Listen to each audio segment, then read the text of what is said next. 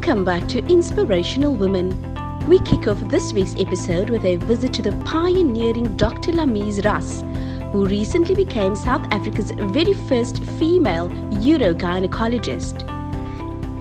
Then we speak to activist Mariam Manuel, mother of a celebrated child author, about the importance of balancing motherhood with her own interests.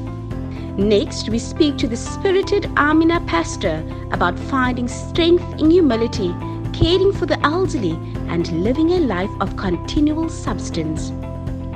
Lastly, we speak to Zainunisa Wahi, who discusses her neighborhood feeding scheme and how she triumphed over tragedy through the art of giving. Assalamu alaikum wa rahmatullahi ta'ala wa barakatuh. Welcome to another episode of Inspirational Woman. We are very honored and humbled to be in the home of the first urogynecologist that was registered with the Health Professionals Council of South Africa, and that was 2018. And I'm very proud to announce Hafida, Dr. Lemis Russ. Assalamu alaikum wa rahmatullahi wa barakatuh, Dr. Russ. Wa alaikum assalam wa rahmatullahi wa barakatuh. Shukran for having us into your home. It's my pleasure. And Shukran for the invitation to it's be on a your show. Absolute great honor and privilege. Jazakallah so much, because we also know there's many young ladies out there that admire you and that would love to aspire to be like Dr. Lemis Russ, inshallah. Or better.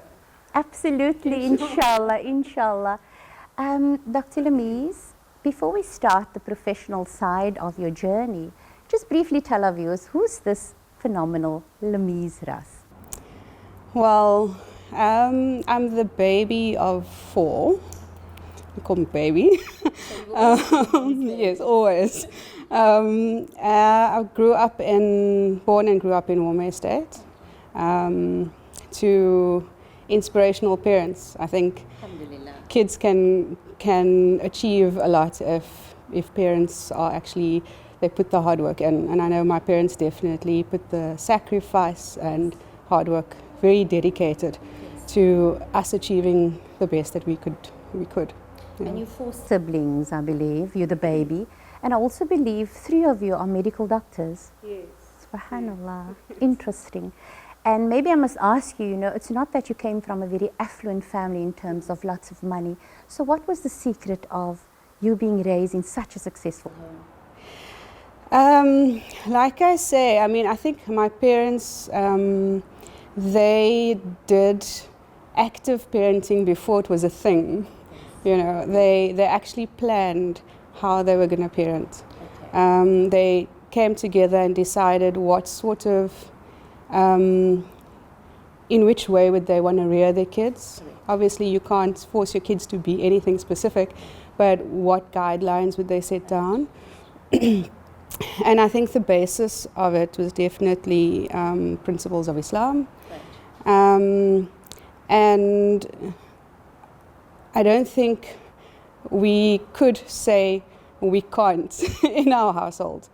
Nothing Yeah. is impossible, Yeah. really. So if we tried to do something, we thought about something we wanted to do, we set the goal, and there wasn't really an option of giving up. You just do it. And the support That's there. just, that's absolutely. Fantastic. It was, I think, academics. Islam was definitely, not Islamic knowledge was extremely important. Academics was also important.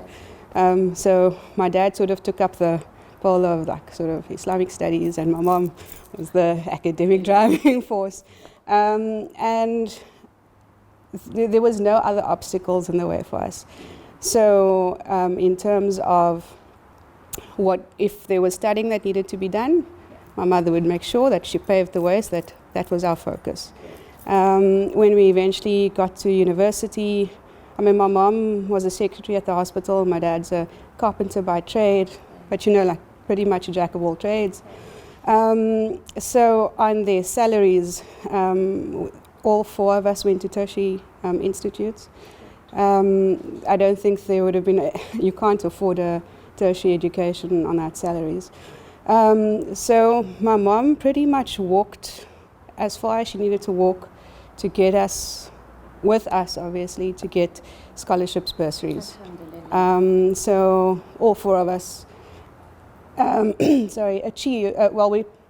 We worked hard to achieve good enough marks Yes. in order to be get able scholarships and bursaries, and yeah. Lemis, the first urogynecologist to register with the Health Professional Council of South Africa 2018. What does that mean for the layman like myself and too many out there? Okay, so I think firstly I must just lay down the ground that the work has been done for the longest time by general gynecologists. So, I mean, I don't want to step on the toes of any of the more experienced guys who've been doing the work, and they've really been doing a sterling job of it. It's just that it hadn't gotten formal certification in South Africa before. So the process was, it was a long process to actually get the recognition that this is a subspecialty. So apart from just the general gynecology, then going on, so you get subspecialties like gynae oncology, which is the gynae cancers. You get the fertility, which is obviously, so urogynecology is now another subspecialty. So before, people had to go to the UK, Canada, to get certification. There's only actually one formally certified urogynecologist in South Africa, and he was my trainer. Okay. I had the privilege of actually training under him. So he paved the way in order for the certification to be set up, along with other people who also had similar interests. And then I don't think it was the right place at the right time. I think all roads are guided. And alhamdulillah, I was, everything sort of came into fruition at the right time. And then I managed to do it, yes. Fantastic. Congratulations once again. Talking about being Hafid al-Quran, mashallah. I know you did it in less than 2 years. Briefly just tell us that journey, because it sounds almost impossible. So I decided in, I think it was in just before the beginning of matric, so it was the end of standard 9. A group of my friends and I were chatting, and we were saying, speaking about doing hifz, and in my head, when we spoke about it, it was something that felt right. And that is pretty much how I've made decisions in my life, when internally it feels right. There's no question. I'm not umming and ahhing about it. It's something that I know must happen. So from that one conversation at the end of standard 9, I knew, okay, so this is what I'm going to do. Of our group of about 5, I ended up being the only one who actually followed through. A lot of people thought I was taking a gap year until I decided what I wanted to do further, but for me, that wasn't it. It was something that I know I just had to do. And then I told my parents, there wasn't anyone else in my family who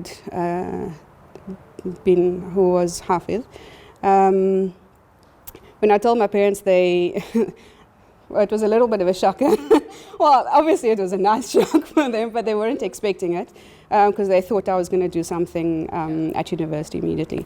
And then it was a matter of having a meeting with Sheikh Siraj Jaha, who was my teacher, my ustad. And it was a week after the end of matric exams, and he said, okay, so we're starting Monday. So I'm like, okay, no rest. And it was a long, hard road. It's not easy. It was Mondays to Saturdays, public holidays. But I managed to, through December holidays, I managed to finish in 19 months, alhamdulillah. 19 months. Yes. Incredible. Tell me quickly, how do you keep up with your revision cycles, being also a medical doctor, being a young wife as well, because there's a smile on your face that only we know why, because your husband is in the precinct here, mashallah. So, yes, briefly just tell us, because obviously time is always of the essence. Your revision cycles, how do you keep up with it? It's tough. I mean, we all know, I think there's a hadith that says that the Quran can leave you within a blink of an eye. And it definitely is difficult to maintain. And someone told me while I was learning, they were saying, this is the easy part learning, the difficult part comes in afterwards in maintaining. And at the time I was like, you don't know what you're talking about. I'm sitting here and learning and it's hard. Yeah. But retrospectively, I can see that it is hard to maintain. You have to do, and I'm not saying that I'm succeeding in maintaining it completely. But I think it's a matter of consistency, and as long as you're doing something every day. We also have revision on a Friday with Sheikh Siraj. Every Friday. So when I can, I try to go. Obviously, I'm not always available to go, but I try. Yes. Being a new wife, Yes. what's the future plans?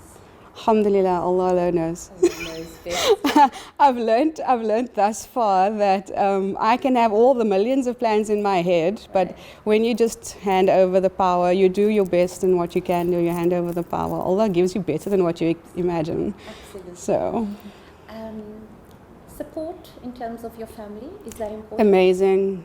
Yeah. I Smile now, no. Well, I think I'm sure Nasif won't mind if I mention my parents first.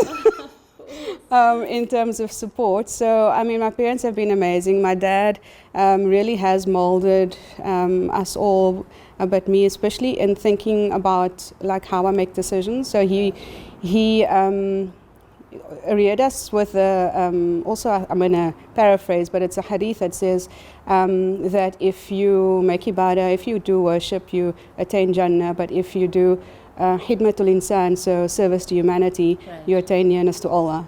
So I think that has probably been my guiding motto in life. So in terms of support, my parents are amazing, my siblings are amazing. They keep me in check. My older sister is a titi. She won't like me saying that though. And then, alhamdulillah, we married for 19 months. So we're still counting in months. honeymoon. Yes. I do have an amazing husband, alhamdulillah. We waited a while to actually eventually meet up again because we knew each other from university days. But I think that, like I said, Allah guides you. And we met again at the right time. You said to me off air, you waited long for the perfect man. Yes. Alhamdulillah, shukran so much for that. We need to wrap up the show, Dr. Lemis. Inspirational message to the world out there, briefly, inshallah, from your side. I think it's authenticity. So, and that is not so much to the world, but to yourself. Because when you're authentic and you're true and honest to yourself, you can't really fake it. And really, I think listening to the inner voice, which the inner voice is actually your guidance from Allah. So listen to that inner voice, and it will guide you in a way that you won't even imagine. Your journey would be a journey that you would never have been able to fathom yourself. And I think living with purpose is a phrase that people have been throwing around lots recently. But I think living with purpose beyond just your own little, like I'm living for myself. I think when you become a being of purpose, you become a happier being and you draw closer to Allah. Absolutely. Dr. Lemis, jazakallah so much. I think, this interview was way too short. We probably have to do a retake again, inshallah. But shukran very much. May Almighty Allah reward you, for being such an amazing inspiration to many out there. Jazakallah so much. It's only a great pleasure. Well, I'm sure you've enjoyed this interview with our Dr. Lemis Russ, from myself, Najwa Muhammad Ladi, and the Honorable young inspirational Dr. Lemis Russ. I want to wish you all the best. Wassalamu alaikum wa rahmatullahi ta'ala wa barakatuh.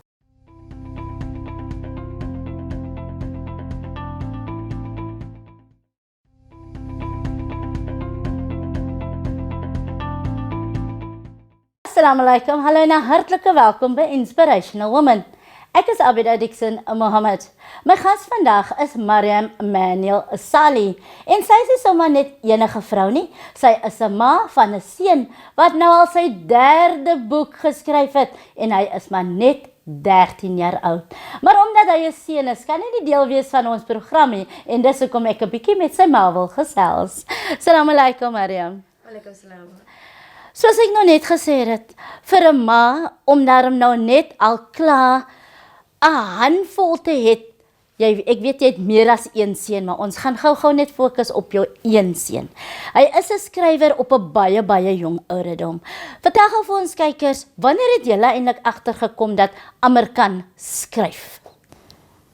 I actually saw the potential in Amr when he was much younger. And it started with the fact that he started doing drawings before he could even start, before he was actually writing properly. And he would take his father's printing paper and stapler and he would draw things on. But there was always a story. And it's like a one-line story at the bottom, like a one-line sentence. And he would staple it and we would keep it and so forth. And I could see it is of a very different nature.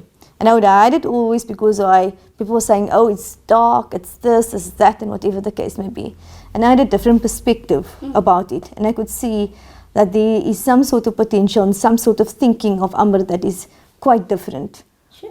Wel, ek moet sê, nou, toe hy nou so begin skryf en daai toe, hoe lang vat dit nou vir die eerste boek om eintlik klaar te wees? In actual fact, Amr wasn't doing too well in school emotionally. And that year, he got very sick. But not sick as in medical, we just couldn't find out what was wrong with him. And it turns out that one of the doctors actually told me that, you know what, this child is simply suppressing what he has inside of him. And he's suppressing what is inside of him and you need to allow him to explore more. Okay. And so that was when he was 8. And so that specific year, he didn't have a phone at that time, but he fixed his dad's broken iPhone. So without anybody knowing, at all, actually, without anybody of us knowing. But Amr would write on script all the time. Yes. But because of, Amr doesn't have very good handwriting because of his hand-eye coordination. He's got some eye issues and so forth. He fixed the phone and wrote that particular book via cable. Sure. Like charged, plugged in all the time. And then he told me, Mommy, you know, I'm going to be publishing some work by myself and whatever the case may be. And I said, okay, you know, for me as a mom, so the one thing I don't do is I don't discard it. You know, I thought, let me look into what it is. Let me log into his accounts and see. Okay. You know, and you must understand that Amr is very, very on another level.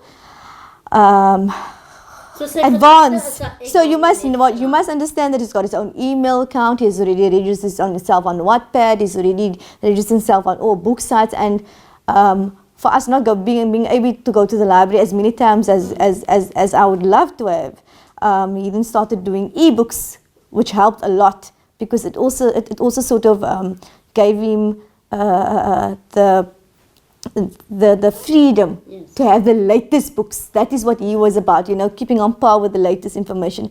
And he actually then completed his book without any assistance, with without any guidance, with just nothing. And then he's emailed it to me. And I read it and I thought to myself, you know what? It gave me goosebumps. And I didn't say anything else about it. But then I asked him on his birthday, you know, what is it that you would like? And he said, Mommy, you know, in a few years' time from now, I would really love to see if I have a book. I want it in a glass case, you know. But I don't think it's possible for me at all. I want it in a glass case, and it will just be so awesome if I print one. And then I thought, let me see what I have to put together. And I had no idea of publishing. Nothing, niemand, nothing. And I thought, let me contact an organization that was given to me by a friend. And I did so. And I thought, you know, what can I send it to you and scrutinize it and tell me, does my child, because I don't want to be a mom that says, you know what, it's my child. I don't want to have just say, you know, he is good. You know, he can't play sports, but he's good at it. I want a professional opinion to say, does he have talent as an author? as a writer, because I don't even think he knows right now. And then the response was overwhelming. And even me myself, looking at the things that when Amr wrote specifically about things like, he wrote about mental issues. Waaroor het die boek gegaan? Yeah, it went about split personality disorder, for example, and dealing with different types of personalities, schizophrenia, and so deep. And I thought, you know what, on Eid, we were all sitting here and we got some people involved to assist, you know, a little bit here and a little bit there, and just to print a few copies for the family as a gift. So on Eid, we were sitting here and the courier arrived and we just printed a few and we gave it out, and in actual fact, it was sold. Nobody just took a book, you know, and he said, listen, Amr, let's get you a laptop or whatever and a PC to get to that point. Alright, nou sê gou vir my, nou natuurlik nou met die boeke wat hy geskryf het en hy's nou al by sy 3de boek, moes julle mos nou ook nou baie plekke gegaan het en mense wou hom sien en al daai tipe van goeders. Hoe het dit spesiaal in jou lewe die impak gemaak as 'n vrou en as 'n moslim vrou wat heeltemal ook dan nou toedra en hy tipe van goeders? I think no matter how much people want to discard the idea or say it's a non-issue or whatever, I can tell you, in my personal opinion, to date, that wearing full hijab, and this is not something that for me is a fashion statement. I've been wearing like this forever. So it's not here today and gone tomorrow. So it's either when you come in and you have that first impression. I had people already took a moment and gasped, you know, are you like Amr's mom? I'm like you know, you can see that stigma, and you push through it. You push through it, and it is a challenge. It is a challenge because I found myself in a meeting last week when I said, you know what, brain cells exist beyond the scarf. Underneath the scarf and underneath what you see right now, there's a woman. Yes. There's a woman with intellect. There's a woman that cares. There's a woman that wants to build other women. There's a woman inside of me that you cannot understand. Basically, if I can describe myself, I feel like a lion or a tiger in a cage that just wants to explode. Give me the right resources so I can, you know, impact what I need to, what I see in my mind.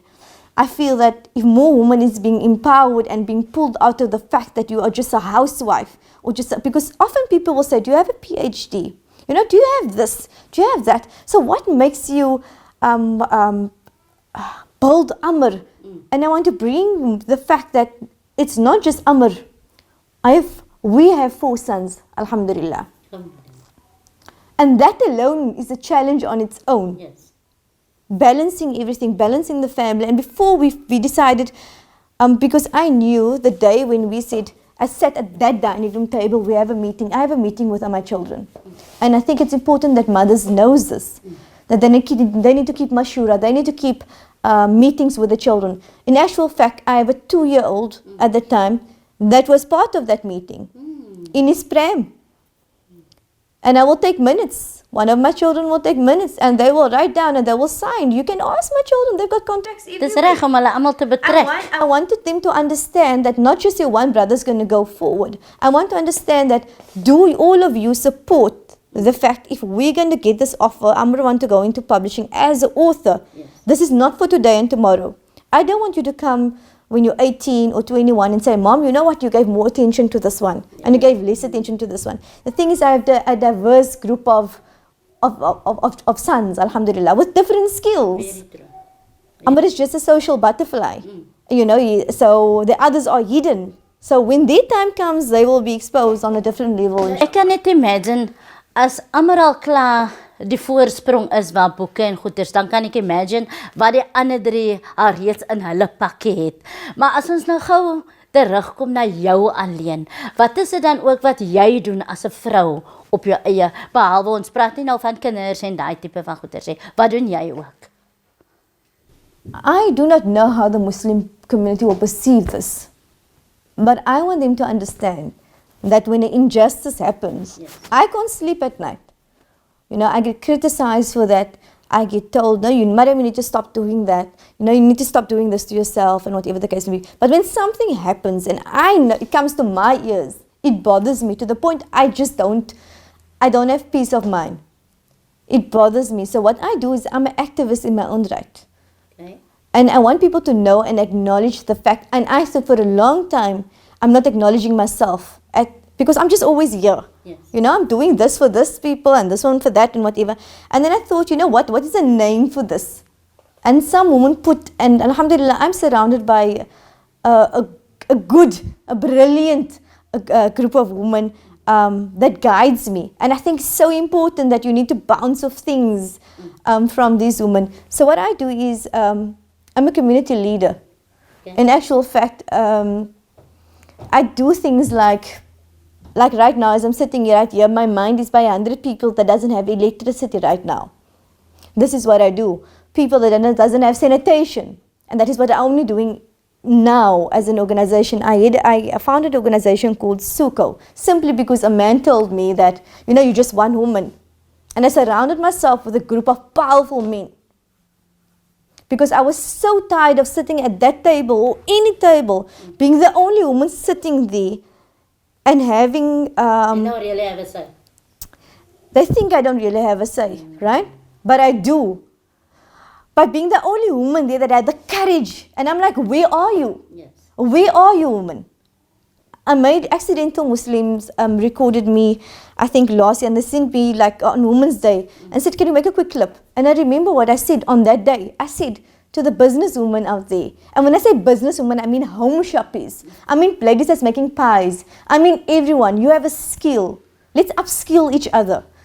I mean that the woman that's at home that's thinking they have nothing to give. You have to give. Yes, definitely. And it's our job to empower each other, and I just want women to support each other in that sphere. Wel, ek moet vir jy sê, hierdie dame, sy het hy stem en sy weet presies hoe om dit te gebruik. En ek kan sien die passie waarvan sy praat kom regtig uit. En sy soek natuurlik ons as vroue se help om agteraan te staan om sommer baie dinge reg te kry. En dit was natuurlik my gas Mariam Manuel Asali.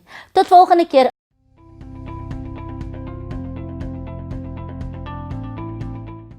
Assalamu alaikum wa rahmatullahi wa barakatuh. Welcome to another episode of Inspirational Woman. I'm your host, Najwa Muhammad Ladi.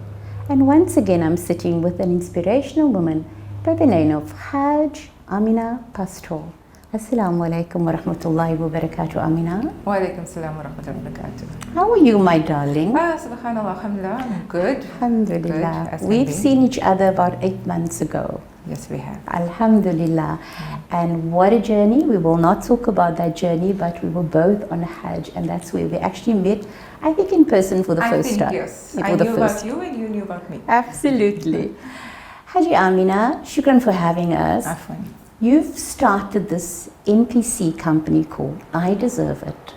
Can you just briefly tell our viewers, what is that organization all about? Okay, alhamdulillah, 8 years ago, I'm a fashion designer by trade. Yes. I make bridal wear and weddings and all that.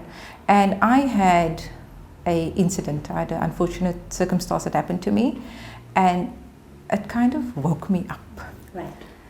I had a big loss in my business, Yes. and for 6 months I was down, I was out, I couldn't recover my business, and also I had no interest in it anymore. Okay. I was searching for something new, and bottom line, I was broke. I was broke. Yes. Because now I was used to having my own income, Yeah. and now I had to depend on my husband. Yes.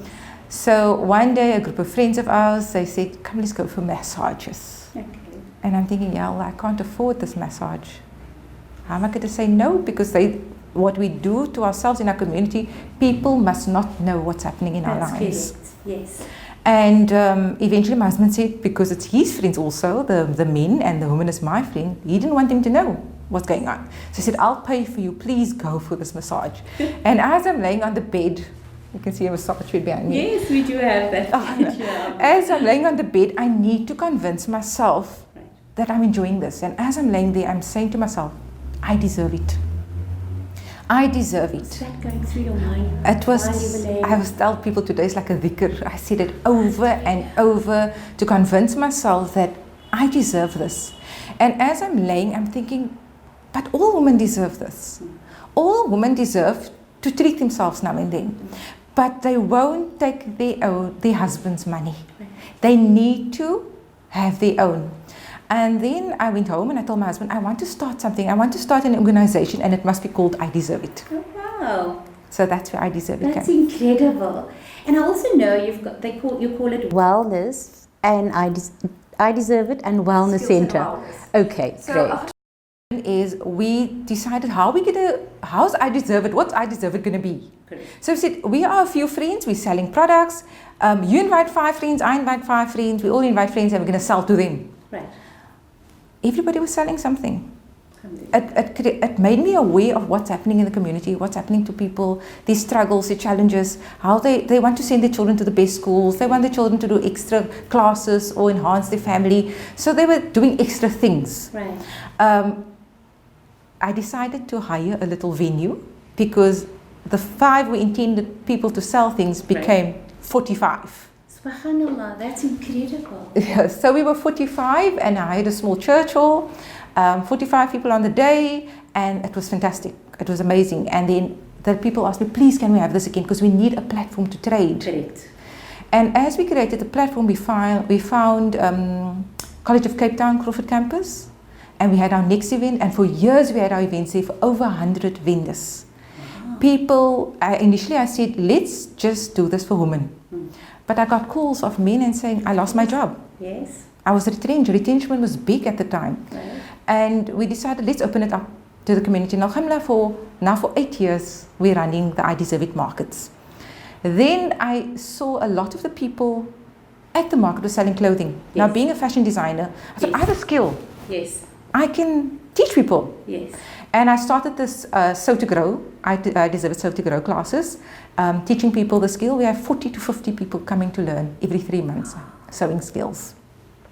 And then I talk a lot. I tell everybody I meet about what I do, and I just started network, and right. you know. And my podiatrist, because I told him also, he said to me, bring some ladies and I'll teach him how to work with diabetics and all, because when they come to me, it's quite expensive. Right. So you're the middleman. So alhamdulillah, we opened the I Deserve It, the soul to soul food care. So all this has been happening. Now I was sitting with a situation where people started coming to me for advice. Right. Business advice. Yes. And my response would be, they'll tell me, I'm going to exist for 2 years. I'm running my business, but I don't know what to do. Correct. And my response would be, speak to your banker. Because I didn't have the answer. I then, Allah puts you on this journey where things just happen. I met someone that did life coaching, and I thought, I'm going to do life coaching. Then I can at least guide people, because I could see they needed the motivation in their business. They needed emotional support in their business. Alhamdulillah, I did life coaching. It benefited more me. My life coaching put me more about where I need to be on this journey. Right.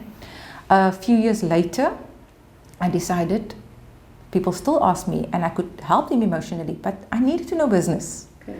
I met Arifa Parker, and that's when I started my mentorship with her. She first became my mentor, and then I did the mentorship course. So I could bring the two together and put emotion and business. I can help people now strategize and where they have to be in business. So alhamdulillah. Then it came to the I Deserve It Wellness Center. Like I said, it's an 8-year journey. Wow. So now we're here. The journey now is that we have the food care. I Deserve It started with wellness, and I have the skills. Yes. So it was only fitting to bring the two together. Right. We brought the skills together, and we decided we're going to call it now the I Deserve It Skills and Wellness Center. Yes. So Hamna, this is where we're at the moment. Incredible.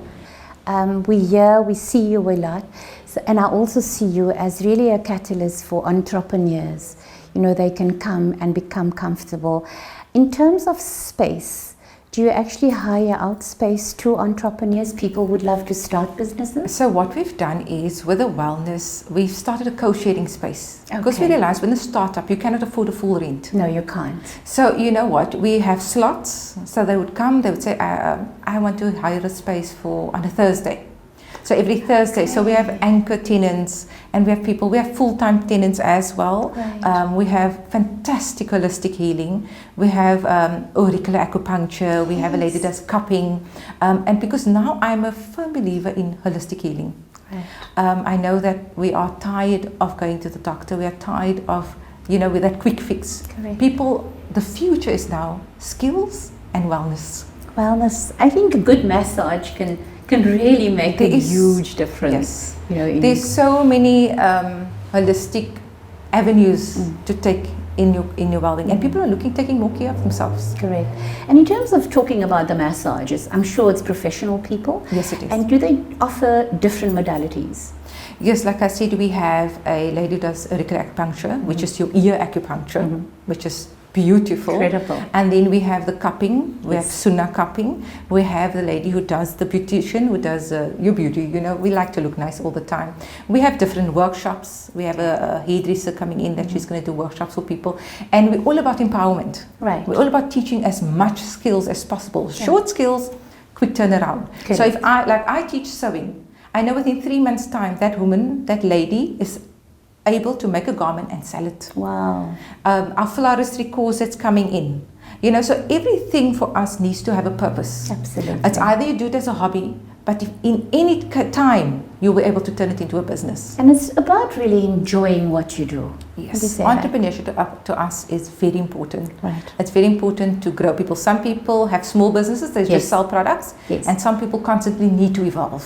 Correct. They need to grow. They need to, or most of all, they need to work from home. Correct.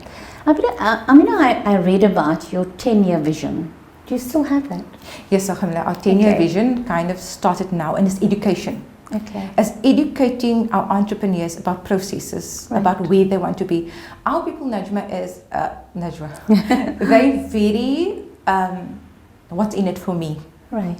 We need to get out of a bubble. What can I gain? What can I get out of it? Nobody is looking at the other person. Nobody is supporting really the other person. Only when you in the situation, Yes. you want to know who's supporting you. So our whole holistic healing and well-being and stuff is to create awareness. Yes. Is to create awareness that at any time you can lose your job. Right. At any time.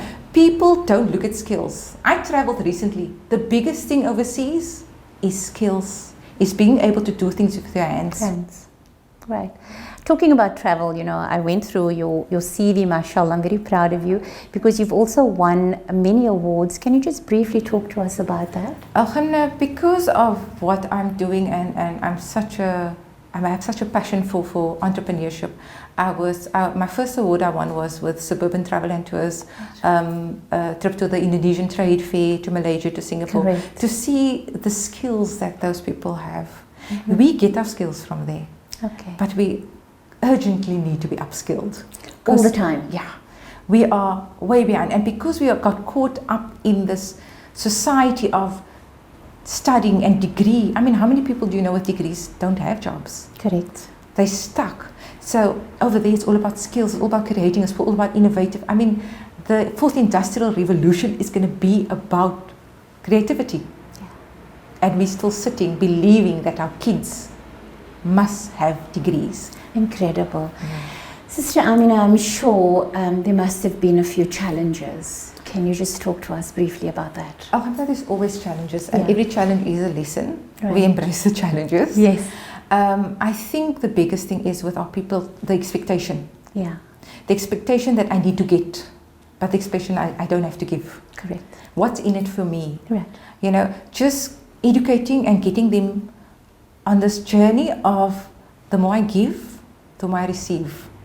The more I open up, the more I support, the more I will be supported. So our challenges is that people come and they will run things for free. Life doesn't work like that. You can ask something for cheaper, for less, Yes. but not free. Correct. So our challenge is that, and I can go on and on about challenges. I can moan like anybody else and say financial. I'm sure finance is so a finance challenge. is definitely a challenge, but we're not going to Absolutely. focus too much No, on it of because course we know not. yaqeen. Absolutely. Allah's taqdeer. And that's if what He I wants us in this space, He You'll wants us. be there. And that's what I want to ask you, inspirational message. to, in particular, women? You know, it's inspirational women Yes. that would love to start something, but also be at home, maybe starting a family. Yeah. What message would you send out to them? I would tell women, number one, get out of your bubble. Get out of your bubble. If you see someone selling a product or doing something and they're trying to make a living, support. Correct. Support. We need each other. Yes. More than we know. Local is lekker. Local is liquor. But the thing is, that's the best person. We in a situation, recently we were in junk status. That's good. Junk status, but Najwa, Yeah. we were all the years in junk status. Yeah. All the years, I had to buy something from you, you to buy micro sisters, I buy your. Correct. You know what I'm saying? Yes. So now we are supporting more. We never got opportunities. We're still in the same boat. Yeah. So let's not focus on that. Let's still keep supporting because we're growing our own community. We need to develop and grow our own community. Correct. And especially for our future generations. Yes. You know, the girls, the ladies, the kids watching us because they do mirror us. Amina, it is always a pleasure. You know, we see each other all the time, alhamdulillah. But we would love to wish you all of the best, you know, for your future.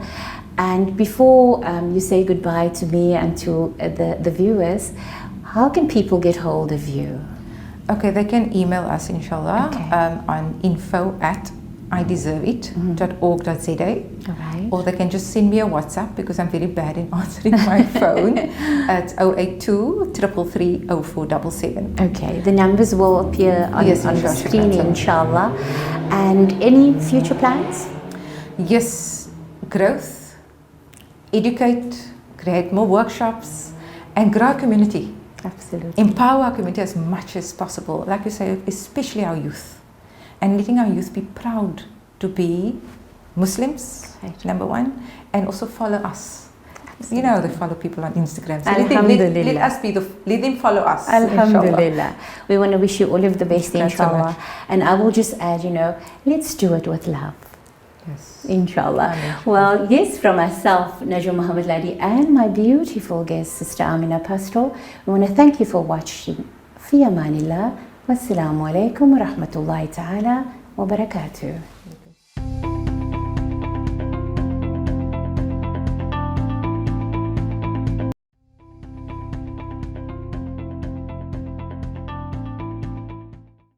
Assalamualaikum. Hallo en hartlike welkom by Inspirational Woman.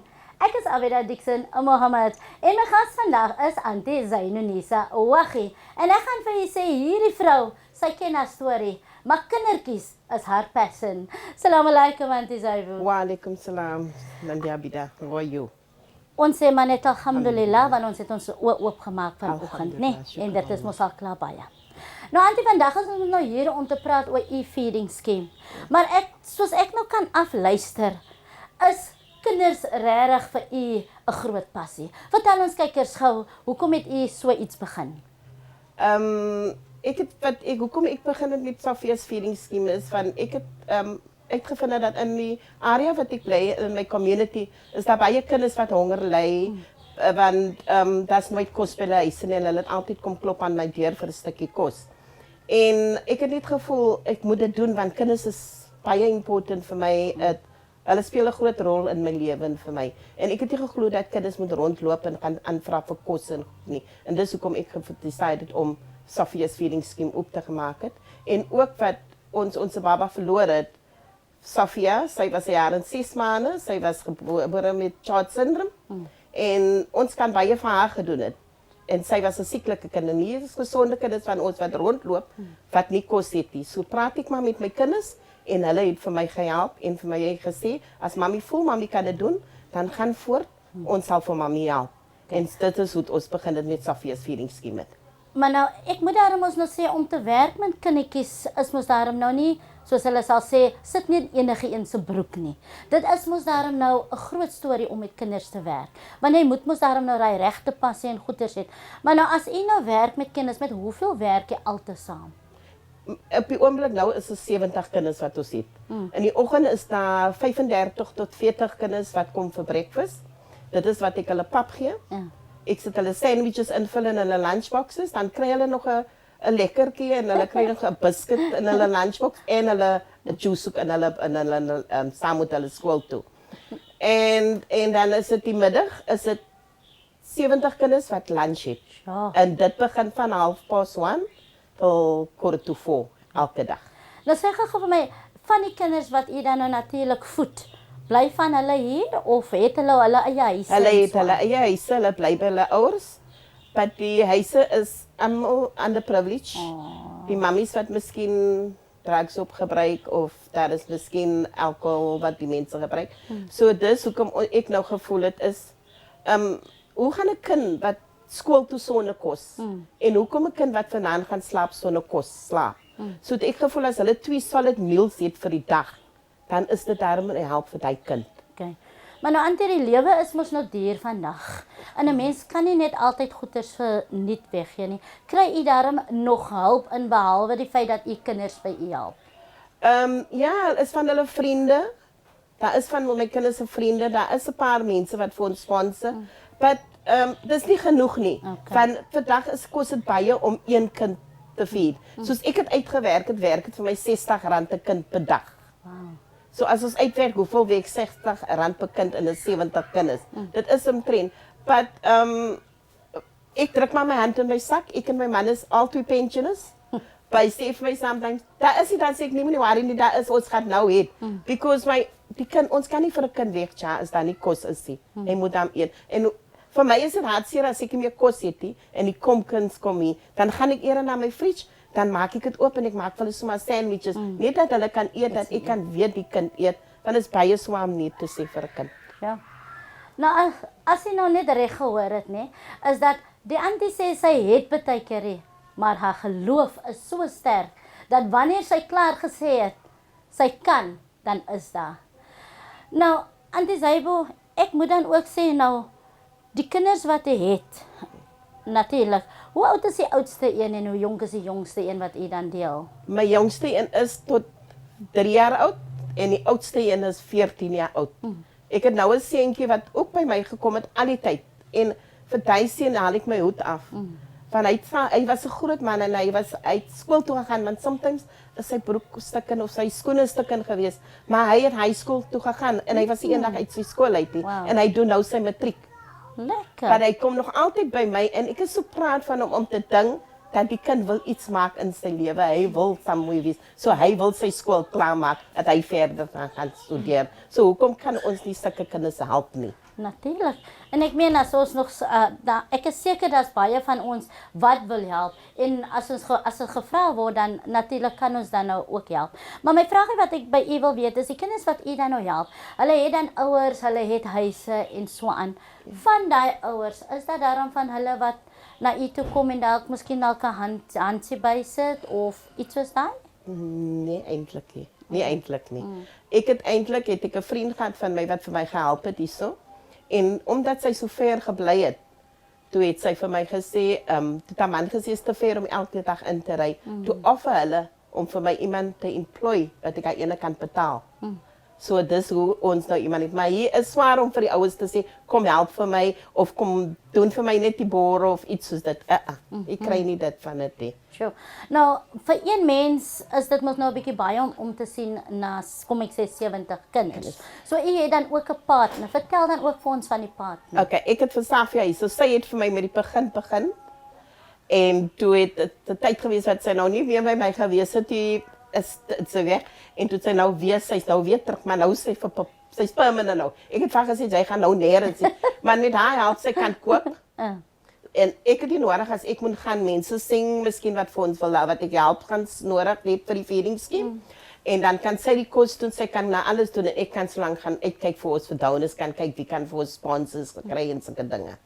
So sy doen ook dan baie goed vir my. Nee, dit is lekker vir al as 'n mens hulp nodig, nie hulp nodig het jy dalk hulp kry. Yes. Dan natuurlik gaan alles baie makliker en so aan. Ja. Maar ons sit dan nou natuurlik ook in die area waar u dan ook te doen is met die kindertjies. So ek kan my net indink, hoe lyk hierdie plekkie soggens wanneer hulle hier inkom en in die middags? Ja.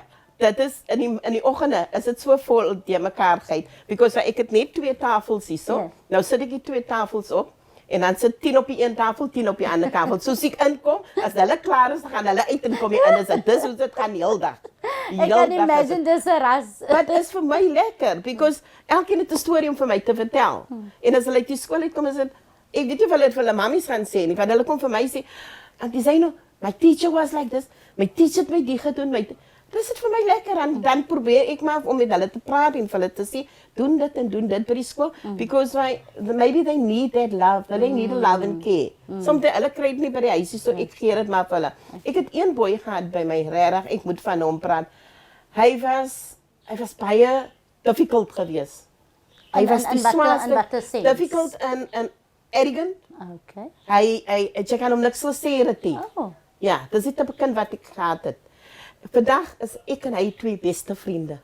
Hy speel met my, hy praat met my, hy sal vir my kom sê wat die kinders doen. So ek try om vir hulle vir my lief te kry, dat hulle vir my kan sê dat hulle nie verkeerde dinge buite kan gaan doen of luister na die vriende nie. Dit is wat ek try met die kinders. So met hom, hy het vir my proud gemaak en vandag tot op vandag toe hy nou nog en hy het altyd ons laat die kleintjies op die grond sit en eet. Yes. Maar die grootes wat nou op high school is, hulle moet eet met hulle kan by die stoele sit by die tafel. En het hy altyd vir die kinders gesê, my tyd gaan kom.